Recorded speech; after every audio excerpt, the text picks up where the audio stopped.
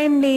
మా ఊర్లో పోలేరమ్మ తల్లివారి జాతర 3 రోజుల పాటు చాలా అద్భుతంగా జరుగుతుందండి. శనివారం ఆదివారం అయితే జాతర కన్నుల విందుగా, సాయంత్రం అటు గరగం తీయడం, అమ్మవారి ఉత్సవం అది చాలా అద్భుతంగా జరిగింది. సోమవారం నాడు తీర్థం జరుగుతుంది. ఈ తీర్థం కూడా చాలా బాగుంటుంది.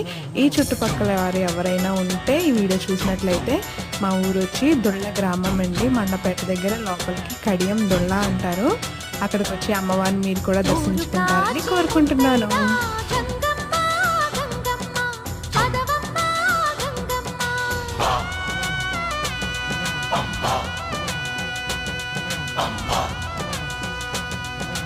మగని కాచి ముత్త